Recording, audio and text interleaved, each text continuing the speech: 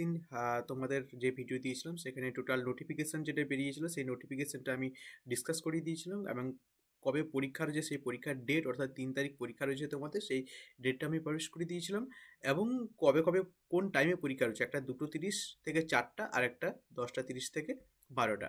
তো total syllabus সম্পর্কে কিন্তু আলোচনা করে দেওয়া হয়েছিল। আমার যে টপিকটা আমি নেব অর্থাৎ জিওগ্রাফি যেটা সেটা।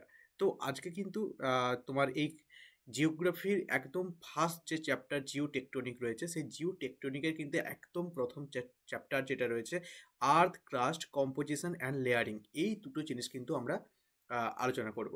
তো তার আগে বলে রেখে যারা চ্যানেলে নতুন এসেছো আর কি, তো তোমরা অবশ্যই চ্যানেলটিকে সাবস্ক্রাইব করে নিও যাতে যখন আমি ভিডিওগুলো আপলোড করব তোমাদের সামনে সবার আগে চলে আসবে।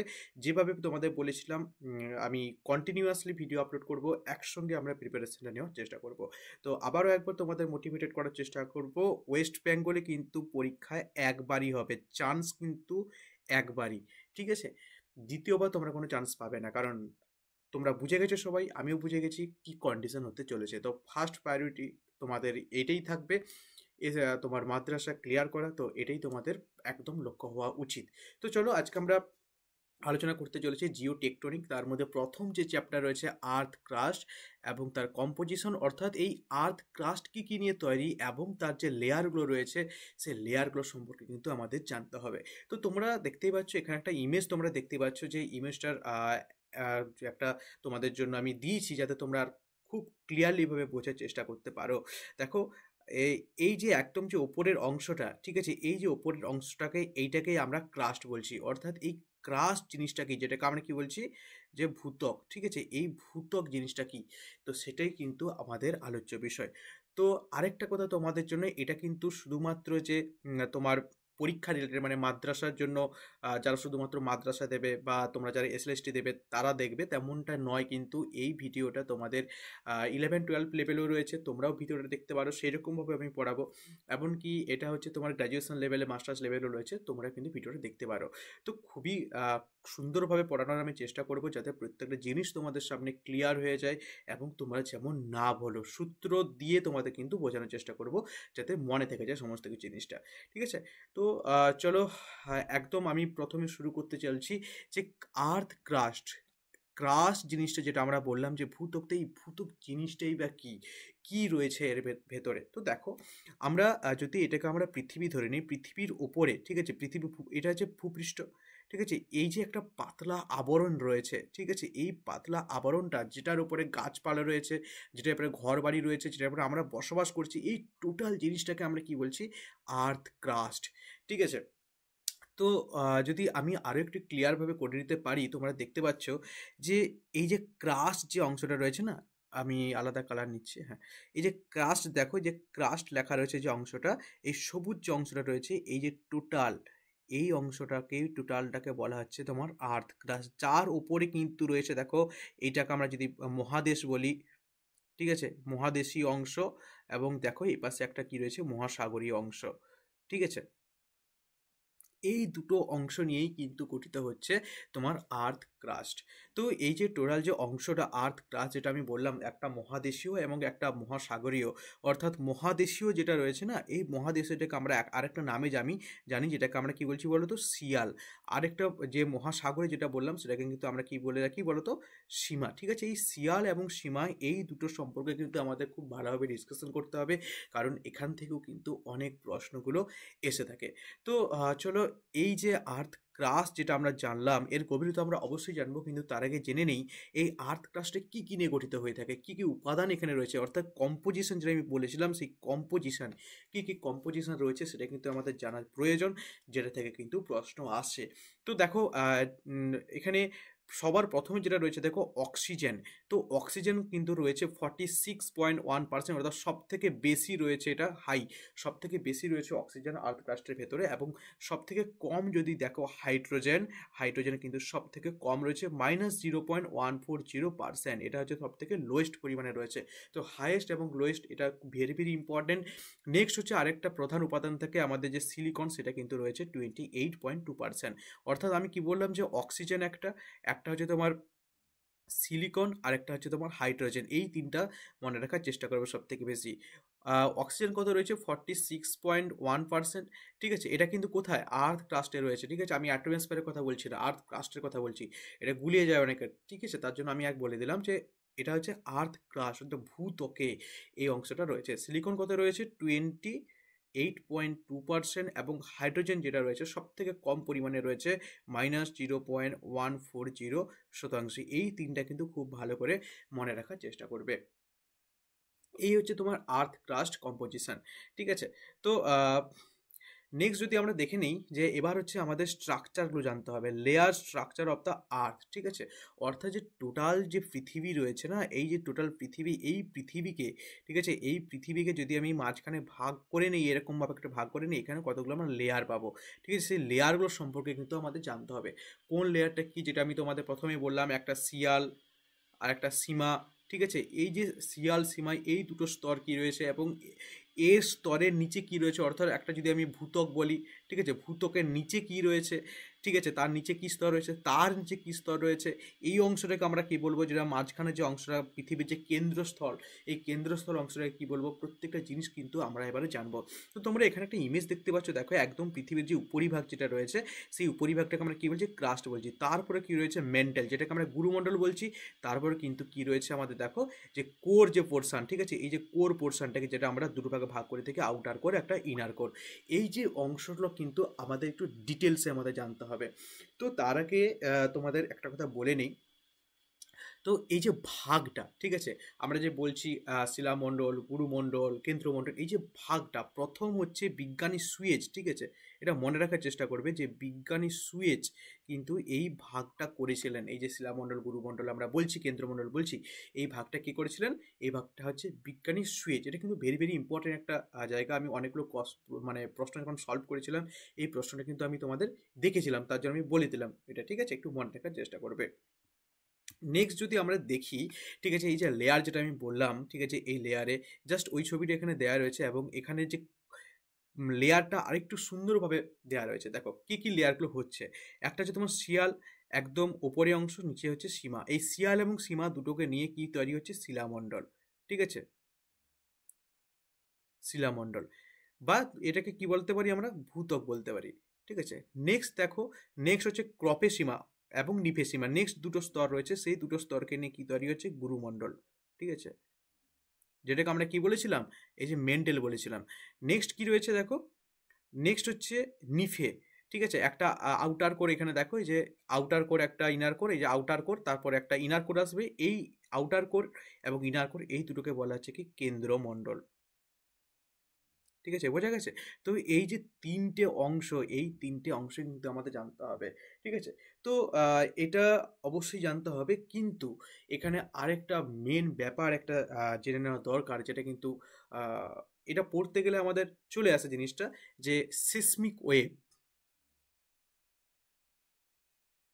ঠিক আছে, অর্থাৎ যদি দেখি আমরা যে ভূকম্পীয় যে তরঙ্গগুলো, ভূকম্পীয় তরঙ্গ, ঠিক আছে, এই যে তরঙ্গ রয়েছে না, সেসমিক ওয়েভগুলো, এগুলো একটু কনসেপ্ট জানতে হবে। কেননা আমরা আর্থ ক্রাস্ট মানে পড়লে আমাদের এগুলো আসে। কেননা আমরা যদি দেখি যে যত ভূমিকম্প হয়ে থাকে, কোথায় হিট করে, প্রথমে ভূমিকম্প হওয়া মানে একদম যে লেয়ার, মানে একদম যে ওপরের লেয়ার, অর্থাৎ ক্রাস্ট যে অংশটা, এই অংশে কিন্তু এই যে লিথোস্ফিয়ার যেটা রয়েছে, এই অংশে কিন্তু হিট করে, এবং হিট করলে কিন্তু এখানে কম্পন অনুভূত হয়, তখন আমরা বলি যে ভূমিকম্প হয়েছে। ঠিক আছে, তো শুধুমাত্র যে ওপরে তরঙ্গ লক্ষ্য করা যায় তেমনটা নয়, কিন্তু আমাদের কিন্তু নিচের দিকেও তরঙ্গ লক্ষ্য করা যায়। অর্থাৎ কোথায় কি তরঙ্গ লক্ষ্য করা যায়, এটাও কিন্তু আমাদের জানতে হবে, এবং কোন তরঙ্গের গতিবেগ কোথায় কেমন হয়ে থাকে, তরঙ্গ কি কোথাও গতিবেগ কমে যায় নাকি কোথাও বেড়ে যায় তরঙ্গের গতিবেগটা, এটাও কিন্তু আমাদের জানতে হবে। ঠিক আছে, আমরা আমরা আরও আমাদের জানতে হবে, এই উপর থেকে যদি আমরা নিচের দিকে যাই, ঠিক আছে, এই উপর থেকে যদি আমরা নিচের দিকে যাই, তাহলে কি কি পরিবর্তন হচ্ছে, টেম্পারেচার কি কোনো পরিবর্তন হচ্ছে, না নাকি কোনো কিছু ঘনত্বের পরিবর্তন হচ্ছে শিলাস্তরগুলোর, এগুলো কিন্তু আমাদের জানতে হবে। তো অবশ্যই জানবো। তো তার আগে আরও একটা কথা বলে রাখি, তোমরা এখন যারা ভিডিওটি দেখছো আর কি, যারা এখনো লাইক করনি, তোমরা কিন্তু একটা ভিডিওতে লাইক করে দাও। ঠিক আছে, এবং এবং হচ্ছে তোমরা সাবস্ক্রাইব করে দাও, পাশে থেকে বেল আইকনটি ক্লিক করে অন করে দাও। ঠিক আছে? তো তোমাদের জন্য দেখো এত কষ্ট করে একটা ভিডিও বানাচ্ছি। নিজে পড়ে তারপর ভিডিওটা বানানোর চেষ্টা করছি। অবশ্যই তোমরা বলবে কেমন হচ্ছে ভিডিওটা, ঠিক আছে?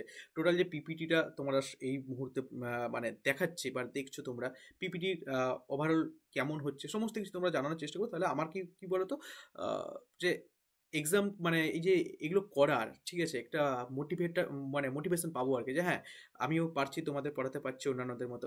এইরকম একটা ব্যাপার। ঠিক আছে? তো নেক্সট চলো আমরা কি যেটা বললাম যে ভূকম্পীয় যে তরঙ্গগুলো রয়েছে সেই তরঙ্গগুলো আমাদের অবশ্যই তো জানতে হবে। সেই তরঙ্গগুলো দেখো, একটা তোমাদের বললাম যে পি তরঙ্গ, ঠিক আছে? দাঁড়াও কালারটা আমি চেঞ্জ করি নি। একটা হচ্ছে তোমার পি তরঙ্গ, একটা রয়েছে এস তরঙ্গ, একটা হচ্ছে তোমার র্যালে তরঙ্গ। তো পি, এস এই দুটো তরঙ্গ আমাদের প্রথমে জেনে নিতে হবে। দেখো পি তরঙ্গ যেটাকে আমরা কি বলছি বলতো, প্রাইমারি ওয়েভ। এস তরঙ্গ যেটাকে আমরা কি বলছি, সেকেন্ডারি ওয়েভ। ঠিক আছে? পি এস তরঙ্গ। আরেকটা যেটা তরঙ্গ রয়েছে, একটা সারফেস তরঙ্গ রয়েছে, সারফেস ওয়েভ রয়েছে। ঠিক আছে? এই যে তিনটে তরঙ্গ সম্পর্কে আমাদের জানতে হবে। তো কোথায় কোন তরঙ্গ লক্ষ্য করা যায়? তো চলো, প্রথম যেটা আমরা দেখবো যে সারফেস ওয়েভ যেটা রয়েছে না, সেই সারফেস ওয়েভকে যে ওয়েভটা রয়েছে এটা কিন্তু একদম যে ভূত্বক রয়েছে না, ভূত্বকের একদম উপরিভাগে এইরকম জায়গা অংশ কিন্তু লক্ষ্য করতে পারি। ঠিক আছে? এরকম একদম উপরিভাগে লক্ষ্য করতে পারি। এবং এটা কিভাবে প্রবাহিত হয় বলো তো? কিভাবে প্রবাহিত হয়? এটা হচ্ছে অনুভূমিকভাবে প্রবাহিত হয়। ঠিক আছে? প্রাইমারি ওয়েভ এবং সেকেন্ডারি ওয়েভ এগুলো কিন্তু ইন্টেরিয়র পার্টে লক্ষ্য করা যায়। ঠিক আছে? অর্থাৎ অভ্যন্তরভাগে কিন্তু এই পি ওয়েভ এবং এস ওয়েভটা লক্ষ্য করা যায়। সারফেস ওয়েভ শুধুমাত্র যেটা কি বললাম, যেটা পৃষ্ঠীয় তরঙ্গ, সারফেস ওয়েভ মানে পৃষ্ঠীয় তরঙ্গ, যেটাকে আমরা র্যালে তরঙ্গ বলে থাকি। ঠিক আছে? যেটাকে আমরা লাভ তরঙ্গ বলে থাকি। এই তরঙ্গ কিন্তু অনুভূমিকভাবে একদম ভূপৃষ্ঠের উপরিভাগে প্রবাহিত হয়ে থাকে। ঠিক আছে? তো মেনলি এখানে আমাদের পি এবং এস ওয়েভটা সম্পর্কে জানতে হবে। তো পি ওয়েভ যদি আমরা দেখি, পি ওয়েভটা কি বলতো? এই পি ওয়েভ হচ্ছে কিরকমভাবে প্রবাহিত হচ্ছে দেখো, সংকুচিত হচ্ছে, প্রসারিত হচ্ছে। দেখো দেখো, সংকুচিত হচ্ছে, প্রসারিত হচ্ছে, সংকুচিত হচ্ছে, প্রসারিত হচ্ছে। দেখেছো? এইরকম, মানে এইরকম এরকম এরকম সংকোচন হলো, তারপর প্রসারিত হলো, আবার সংকুচিত হলো, আবার প্রসারিত হলো। তো সংকোচন এবং প্রসারণের মাধ্যমে কি প্রবাহিত হয়? পি তরঙ্গ প্রবাহিত। ভালো করে ছবিটা লক্ষ্য করতে পারো, লক্ষ্য করো, দেখো যে অংশগুলো চলে যাচ্ছে না, এগুলো হচ্ছে সংকোচন, এবং বাকি অংশটা দেখো এই যে এটা প্রসারণ। তো সংকোচন প্রসারণের মাধ্যমে হচ্ছে পি ওয়েভসটা প্রবাহিত হয়ে থাকে। এবং এই পি ওয়েভসটা দেখো সলিড ফর্মেও যেতে পারে, লিকুইড ফর্মেও যেতে পারে, এবং গ্যাস ফর্মেও যেতে পারে। অর্থাৎ সলিড থাকুক বা লিকুইড থাকুক বা গ্যাস থাকুক, আধকাষ্টের মধ্যে এই পি তরঙ্গ কিন্তু প্রবাহিত হয়।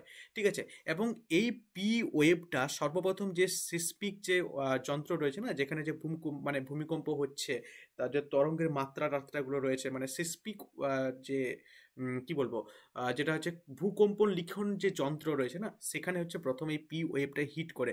তার জন্য কিন্তু এটাকে আমরা প্রাইমারি ওয়েভ বলে থাকি। ঠিক আছে? এটা একটু মনে রাখার চেষ্টা করবে। নেক্সট দেখো যেটা রয়েছে যে এস ওয়েভ যেটা রয়েছে, এ দেখো কিভাবে প্রবাহিত হচ্ছে। এ হচ্ছে যে ওপর নিচে প্রবাহিত হচ্ছে। ঠিক আছে? উলম্বভাবে প্রবাহিত হয়ে থাকে এই এস ওয়েভটি। এটা একটু মনে রাখার চেষ্টা করে দেখো, একবার উঠছে একবার নামছে, একবার উঠছে একবার নামছে, এইরকমভাবে প্রবাহিত হচ্ছে কি হবে, এস ওয়েভ। এ কিন্তু শুধুমাত্র সলিডের মধ্যে দিয়ে প্রবাহিত হতে পারে। ঠিক আছে? এই জায়গাটা ইম্পর্টেন্ট। এবং এই পি আর এস ওয়েভেই কিন্তু লক্ষ্য করা যায়, মনে রাখবে, শ্যাডো জোন। ঠিক আছে?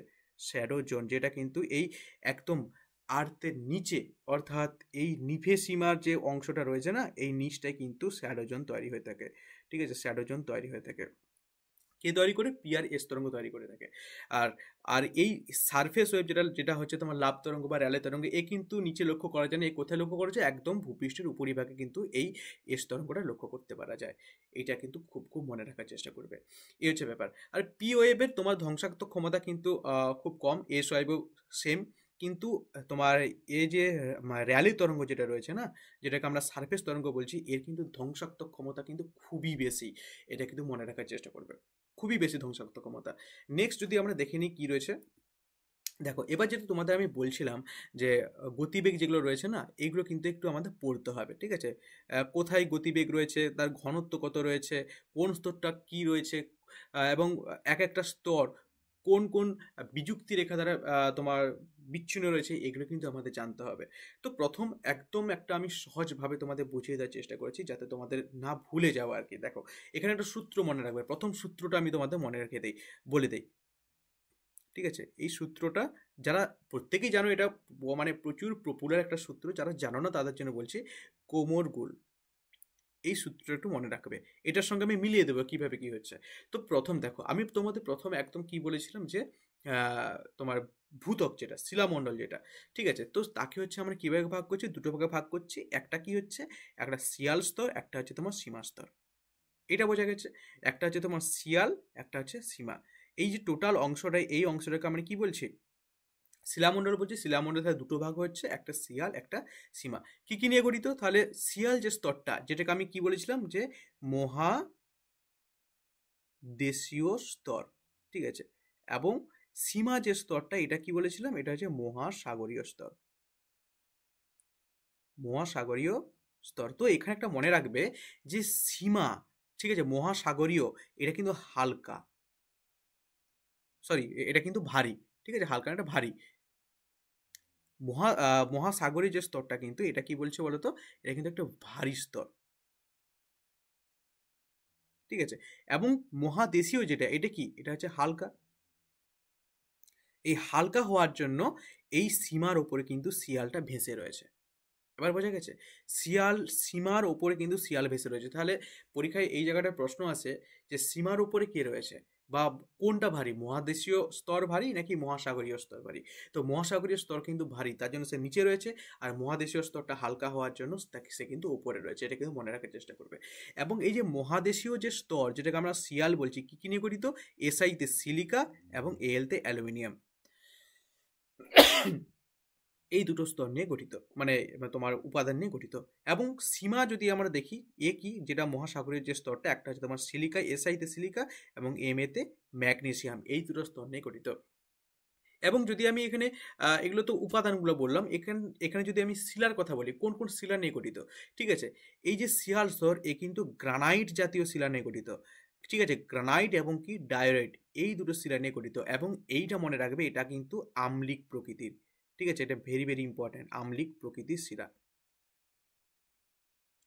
আম্লিক প্রকৃতির শিলা, ঠিক আছে। এই শিয়ালটা হচ্ছে আম্লিক প্রকৃতির শিলা দ্বারা গঠিত।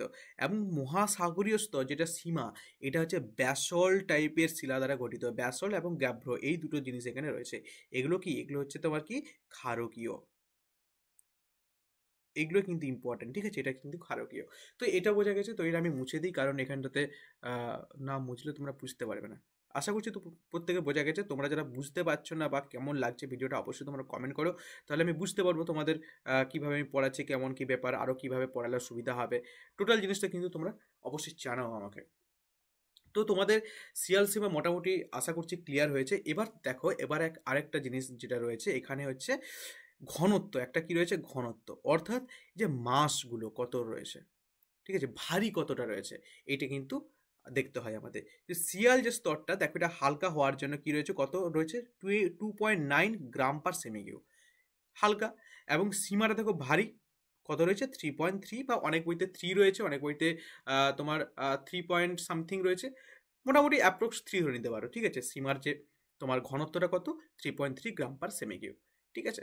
তো এখানে পি তরঙ্গের গতিবেগ, আমি তোমাদের বলেছিলাম যে এস তরঙ্গ শুধুমাত্র উপরিভাগে প্রবাহিত হয়, ঠিক আছে। আর পি তরঙ্গ কি হচ্ছে, পি তরঙ্গের গতিবেগটা কত দেখো এখানে, 6.1 কিমি পার সেকেন্ড, 6.1 কিমি পার সেকেন্ড সিয়ালে, ঠিক আছে। এগুলো কি, এই তরঙ্গগুলো হচ্ছে তোমার অন্তর্বর্তী তরঙ্গ, ইন্টিরিয়র স্ট্রাকচারে এই তরঙ্গগুলো লক্ষ্য করা যায়। এবং সীমাতে সেটা বেড়ে গিয়ে কত হচ্ছে দেখো, 6.9 কিমি পার সেকেন্ড, ঠিক আছে। এই হচ্ছে ব্যাপার। আমি এটা তোমাদের বলে দিচ্ছি টোটালটাই, ঠিক আছে। এই যে ব্যাপার, তো এটা আশা করছি বোঝা গেছে যে শিয়াল এবং সীমা যে টোটাল ব্যাপারটা। এবং এই শিয়াল, ঠিক আছে, এই শিয়াল এবং সীমা, এইটাকে একটা বিযুক্তি রেখা দ্বারা বিচ্ছিন্ন করা হয়েছে বা যুক্ত করা হয়েছে বলতে পারো। তো সেই বিযুক্তিটা কি, সেই বিযুক্তিটাকে বলা হচ্ছে কনরাড বিযুক্তি রেখা। তো তোমাদের বলেছিলাম যে প্রথমে একটা আমি বলেছিলাম যে কোমর গুলের একটা সূত্র বলেছিলাম, দেখো আমি মিলিয়ে দিচ্ছি, কোমর গোল, ঠিক আছে। কোতে কি হচ্ছে, তাহলে কোতে কি হচ্ছে, আমার কনরাড হয়ে গেল, কনরাড হয়ে গেল কোমর গোলে, ঠিক আছে। আরেকটা ব্যাপার তোমাদের প্রথমে বলেছিলাম যে আমরা যত নিচের দিকে যাব, তখন আমাদের দেখতে হবে গভীরতা তো অবশ্যই বাড়ছে, আমরা নিচের দিকে যাওয়ার মতো গভীরতা বাড়বে, সেই সঙ্গে টেম্পারেচারও কিন্তু বাড়ছে। সেই সঙ্গে কি বাড়ছে? টেম্পারেচার কিন্তু বাড়ছে। এটা কিন্তু ইম্পর্টেন্ট, ঠিক আছে? তুমি যত নিচের দিকে যাবে টেম্পারেচার কিন্তু বাড়ছে, এবং তরঙ্গের গতিবেগ কিন্তু বাড়ছে, কোনো কোনো জায়গায় কমে যাচ্ছে। কেন কমছে সেটা আমরা জানবো।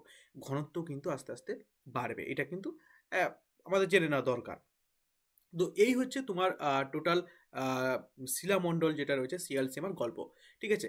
এখানে তাহলে কত ডিগ্রি সেন্টিগ্রেড টেম্পারেচার, যেটা একটু মনে রাখার চেষ্টা করবে, 400 ডিগ্রি সেন্টিগ্রেড টেম্পারেচার, ঠিক আছে? এই সিয়াল স্তরে, মানে এই ভূত্বক বা শিলামণ্ডল স্তরটাতে 400 ডিগ্রি মোটামুটি সেন্টিগ্রেড নিচটাতে আর কি, ঠিক আছে?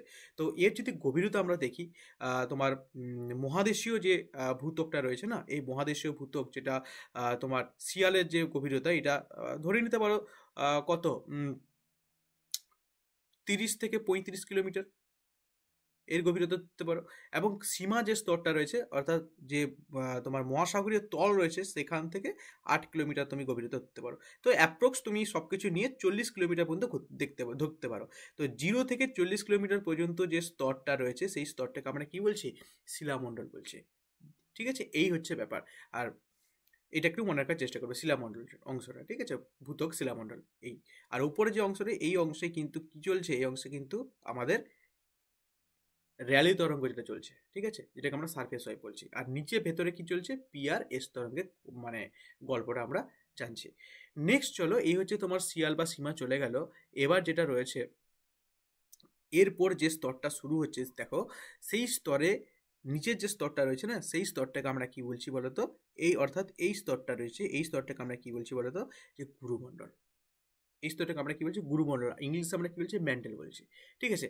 এখানে দেখো 40 আমরা ছিল, তো 40 থেকে 2900 কিলোমিটার পর্যন্ত যে গভীর স্তর, সেই স্তরটাকে আমরা কি বলছি? সেই স্তরটাকে আমরা কি বলছি? ম্যান্টেল বা গুরুমণ্ডল, ঠিক আছে? তো একে দুটো ভাগে ভাগ করা হয়, একটা ক্রফের সীমা, একটা নিপের সীমা। ক্রফের সীমা মানে কি? যেটা ঊর্ধ্ব গুরুমণ্ডল, ঠিক আছে? আর নিপের সীমা মানে নিম্ন গুরুমণ্ডল, এই দুটোকে বোঝানো হয়েছে। তো ক্রপের সীমার যে রয়েছে, সেটার ইতিহাসটা আগে জেনে নিই চলো। তো ক্রপের সীমা দেখো, সিআর অর্থাৎ ক্রোমিয়াম রয়েছে, এফি অর্থাৎ লোহা রয়েছে, এসআই অর্থাৎ সিলিকা রয়েছে, এমএ অর্থাৎ ম্যাগনেসিয়াম রয়েছে।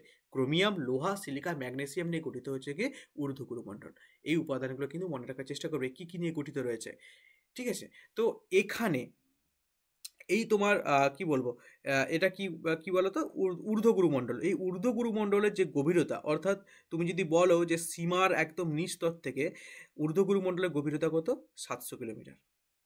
এবং এই জায়গাতে তোমার টেম্পারেচার হয়ে যায় 2000 ডিগ্রি সেন্টিগ্রেড।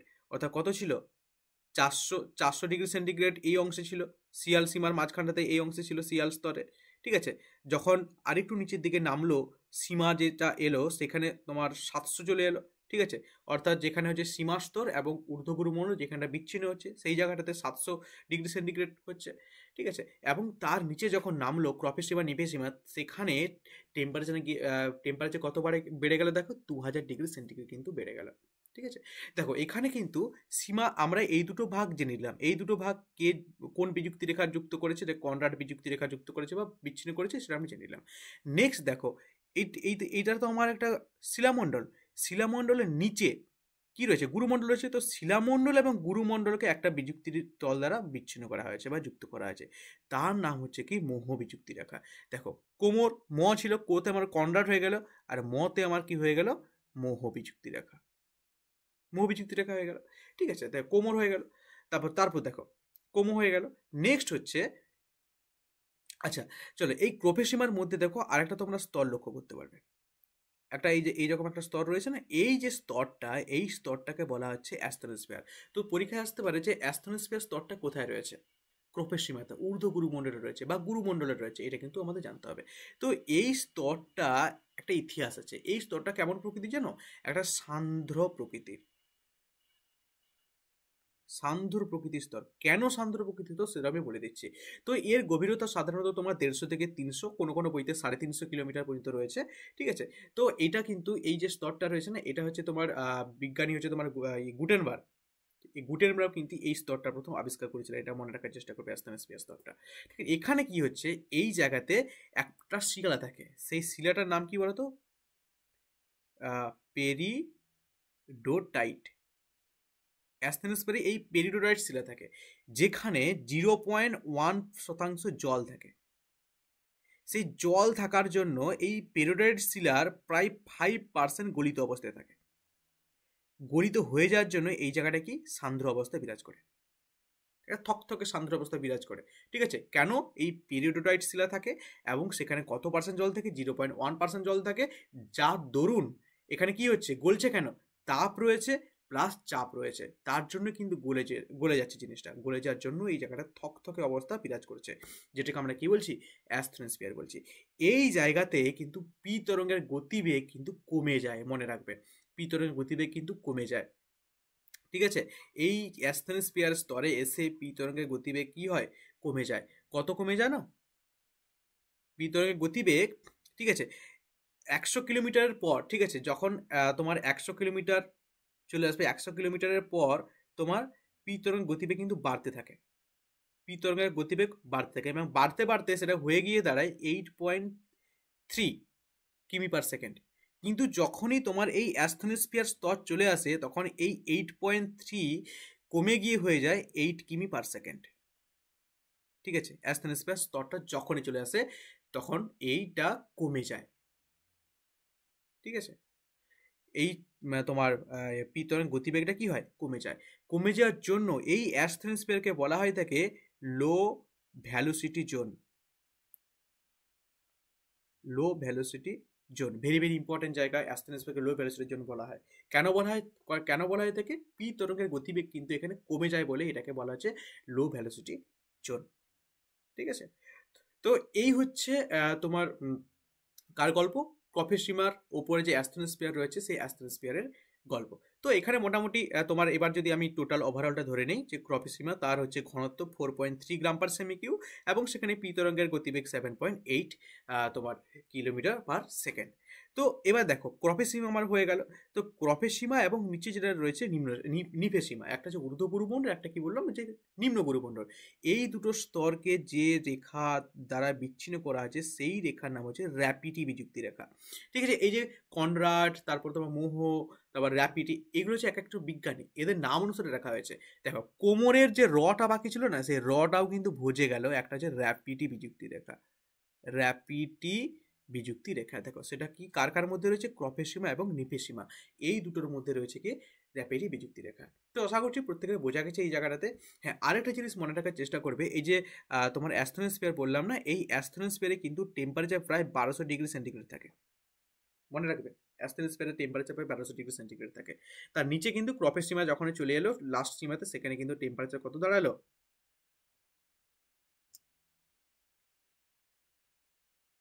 হ্যাঁ, কোথায় গেল?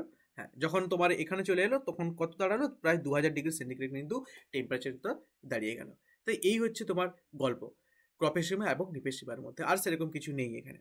ঠিক আছে, নিপের সীমাতে তোমার পি তরঙ্গ গতিবেগ 8.1 কিমি পার সেকেন্ড হয়ে যায় এবং ঘনত্ব তুমি যদি দেখো 5.5 গ্রাম পার সেমি কিউ হয়। ঠিক আছে, এই জায়গাটাতে এটা একটু মনে রাখার চেষ্টা করবে। দেন দেখো এটা আমার গুরুমণ্ডল চলে গেল, গুরুমণ্ডলের পর যেটা রয়েছে কেন্দ্রমণ্ডল। তো কেন্দ্রমণ্ডলকে কিন্তু আবার দুটো ভাগে ভাগ করা হয়। ঠিক আছে, এই কেন্দ্রমণ্ডল দুটো উপাদান নিয়ে গঠিত, একটা দেখো নিফে, নিফের এনআই যেটা নিকেল এবং লোহা, এই দুটো উপাদান নিয়ে গঠিত টোটালটা কেন্দ্রমণ্ডলটা নিয়ে গঠিত। তো 2900 কিমি পর্যন্ত আমার কে ছিল? গুরুমণ্ডল ছিল। তো 2900 কিলোমিটার থেকে লাস্ট যে 6371 কিলোমিটার, যেটা পৃথিবীর কেন্দ্র বলে থাকি, তো 6371 কিলোমিটার পর্যন্ত যে স্তর, সেটাকে আমরা কি বলছি? সেটাকে আমরা কি বলছি? কেন্দ্রমণ্ডল। তো এই কেন্দ্রমণ্ডল, ঠিক আছে, বা কোর, এই কোরকে হচ্ছে দুটো ভাগে ভাগ করা হয়। একটা হচ্ছে উপরে যে নিফের যেটা দেখতে পাচ্ছ, যে এটাকে আমরা আউটার কোর বলো, আউটার কোর। ঠিক আছে, আর নিচে যেটা কোর রয়েছে এটা ইনার কোর, ইনার কোর। ঠিক আছে, একটা হচ্ছে তোমার বহিঃ কেন্দ্রমণ্ডল, একটা হচ্ছে তোমার অন্তঃকেন্দ্রমণ্ডল। তো বহিঃ কেন্দ্রমণ্ডল যেটা রয়েছে সেটা জানার আগে আমাদের জেনে নিতে হবে এখানে যে গুরুমণ্ডল কথা বললাম এবং তারপরে যে কেন্দ্রমণ্ডলের কথা বললাম, এই দুটো জায়গাকে বিচ্ছিন্ন করেছে, দুটো স্তরকে বিচ্ছিন্ন করেছে কে? সে হচ্ছে গুটেনবার্গ বিযুক্তি রেখা। ঠিক আছে, সেই গুটেনবার্গ, দেখো লাস্ট শেষে আমার র চলে গেল, র এর পর আমার কি রয়েছে? গ রয়েছে। তো গতে আমার কি হয়েছে? গুটেনবার্গ বিযুক্তি রেখা, গুটেনবার্গ। ঠিক আছে, বোঝা গেল, গ বোঝা গেল। তো এটাকে আমরা কি বলছি? গুটেনবার্গ বিযুক্তি রেখা। তো এখানে দেখো টেম্পারেচার কিন্তু প্রায় 3000 ডিগ্রি সেন্টিগ্রেড চলে আসছে, বুঝতে পেরেছো? 3000 ডিগ্রি সেলসিয়াস কিন্তু চলে এসছে এই জায়গাটাতে। নেক্সট দেখো, যেটা আমি বলতেছিলাম যে নিফের যেটা হচ্ছে তোমার আউটার কোর, ঠিক আছে, এই আউটার কোরে একটু ইতিহাসটা আমরা জানতে হবে। তো আউটার কোরে বেসিক্যালি কিছু নেই, এখানে তোমার পি তরঙ্গের গতিবেগ হচ্ছে তোমার 10 কিমি পার সেকেন্ড, এবং এখানে ঘনত্ব 10 থেকে 12 এইরকম গ্রাম পার সেমি কিউব হয়ে থাকে। তো এখানে সব থেকে বড় একটা কথা বলছি, কিন্তু তার আগে নিচেরটাও আমাদের জেনে নিই চলো। নিচে যেটা রয়েছে তোমার নিফের যে ইনার কোর যেটা রয়েছে, সেই ইনার কোরে কিন্তু তোমার পি তরঙ্গের গতিবেগ 11 কিমি পার সেকেন্ড হয়ে যায়, এবং যদি আমরা দেখি যে মাসটা কত হয়ে যায় 13.3 থেকে 13.3 থেকে 30.6 গ্রাম পার সেমি কিউব কিন্তু এখানে মাসটা হয়ে যায়, বা ঘনত্বটা হয়ে যায়, বা ডেন্সিটিটা হয়ে যায়। ঠিক আছে, তো আউটার কোর পর্যন্ত দেখো, আউটার কোর পর্যন্ত যেটা আমরা যদি গভীরতা দেখি 5150 কিলোমিটার আউটার কোর পর্যন্ত, এবং নিচে ইনার কোর যেটা রয়েছে সেটা হচ্ছে 6371 কিলোমিটার। তো এই প্রত্যেকটা ভাগ কিন্তু ভাগে যে গভীরতাগুলো কোন স্তরটা কত দূর পর্যন্ত রয়েছে সেইটা কিন্তু আমাদের জানতে হবে। এবং নিচে যদি আমরা দেখি একদম ইনার কোরের মধ্যে যদি দেখি, সেখানে কিন্তু টেম্পারেচার বেড়ে গিয়ে কত হয়ে যাচ্ছে, 5000 ডিগ্রি সেন্টিগ্রেড কিন্তু হয়ে যাচ্ছে, এতটা কিন্তু বেড়ে যাচ্ছে। তো সব থেকে যেটা বলছিলাম যে এই যে নিফে অর্থাৎ যেটা হচ্ছে তোমার কেন্দ্রমণ্ডল, যেটা বললাম আমি, এই কেন্দ্রমণ্ডলে কিন্তু এস তরঙ্গ দেখা যায় না। ঠিক আছে, এস তরঙ্গ দেখা যায় না, এটা কিন্তু ভেরি ভেরি ইম্পর্টেন্ট। এস তরঙ্গ দেখা যায় না কোথায়, তোমার হচ্ছে এই অংশটাতে, অর্থাৎ এই কেন্দ্রমণ্ডলে কিন্তু কোনো এস তরঙ্গ দেখা যায় না। এই হচ্ছে ব্যাপার। ঠিক আছে, টোটাল জিনিসটা তোমাদের কাছে বলে দিলাম। আচ্ছা, এখানে আরও দুটো বিযুক্তি রেখা রয়েছে।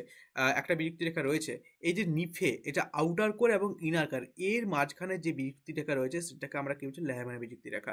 অর্থাৎ শেষে যে ল রয়েছে, সেই ল হচ্ছে কি ল্যাহমান বিযুক্তি রেখা বা ল্যাহমান বিযুক্তি রেখা, অনেকে অনেকভাবে উচ্চারণ করে থাকে। তো এই হচ্ছে টোটাল আর্থ ক্রাস্টের কম্পোজিশন এবং লেয়ার। তো আরেকটা যেটা ব্যাপার রয়েছে, দেখো আমি তোমাদের যে এই যে ছবিটা নিয়েছি না, এই ছবিটা দেখো, টোটাল একটা অংশকে ভাগ করে নিয়ে কিন্তু সেই ছবিটা তোমাদের দেখানো হয়েছে। এই হচ্ছে একটা ব্যাপার। ঠিক আছে, নেক্সট একটা আমাদের প্রত্যেকে জানতে হবে, এই জায়গাতে কিছুটা প্রশ্ন এসে থাকে। ঠিক আছে, সেটা হচ্ছে কি বলতো, স্যাডোজন। ঠিক আছে, স্যাডোজন। তো এখানে বিশেষ কিছু নেই, এখানে জাস্ট কিছু জেনে নিতে হবে। এখানে অ্যাকচুয়ালি আর্থের নিচে কি একটা পি তরঙ্গ একটা এস তরঙ্গ, এই দুটো তরঙ্গ লক্ষ্য করতে পারি তো আমরা, আর উপরে আলাদা তরঙ্গ, যেটাকে আমরা র্যালি তরঙ্গ বলছি, লাভ তরঙ্গ বলছি। তো এই পি তরঙ্গ এস তরঙ্গ একটা জায়গাতে কিন্তু দেখা যায় না। ঠিক আছে, একটা জায়গাতে কি হয়, দেখা যায় না বা বেঁকে যায়, যেটাতে যাওয়ার কথা ছিল সেই জায়গাটাতে যায় না, বেঁকে যায়। তো আমি যদি দেখি, দেখো এই যে পি তরঙ্গ, প্রথম যদি এই ছবিটা তোমরা দেখো, ঠিক আছে, এই ছবিটা তুমি যদি দেখো, দেখো ওইটা হচ্ছে ইপিসেন্টার, কেন্দ্র। ঠিক আছে, এই অংশটা। তো এখানে কি হচ্ছে, এখান থেকে তরঙ্গটা আসছে, দেখো তরঙ্গগুলো প্রবাহিত হচ্ছে, তরঙ্গগুলো যাচ্ছে যাচ্ছে যাচ্ছে, যখনই ইনার কোরের মধ্যে দিয়ে যাচ্ছে, এই অংশটা দেখো বেঁকে যাচ্ছে। দাঁড়াও, এই অংশটা বেঁকে যাচ্ছে, দেখো এখানে বেঁকে গিয়ে প্রবাহিত হচ্ছে, এরকম ভাবে বেঁকে গিয়ে প্রবাহিত হচ্ছে। দেখো দেখো আসছে, ঠিকঠাক ভাবে আসছে, কিন্তু যখনই এই কোরের মধ্য দিয়ে যাচ্ছে, তখন কিন্তু বেঁকে প্রবাহিত হচ্ছে। এই যে অংশটা, এর ফলে এই যে এখান থেকে এই যে সোজা অংশটা গেল, এবং এখানে যে বেঁকে অংশটা গেল, এই যে অংশটা, এই অংশটা কি হচ্ছে, কোনো রকম তরঙ্গ পৌঁছাচ্ছে না, যেটাকে আমরা কি বলছি, স্যাডোজন বলছি। বেঁকে যাচ্ছে কেন, বেঁকে যাচ্ছে হচ্ছে তোমার এই স্নেলের সূত্র অনুযায়ী বেঁকে যাচ্ছে। তার একটা সূত্র রয়েছে, এই সূত্রটা আমরা জানতে হবে।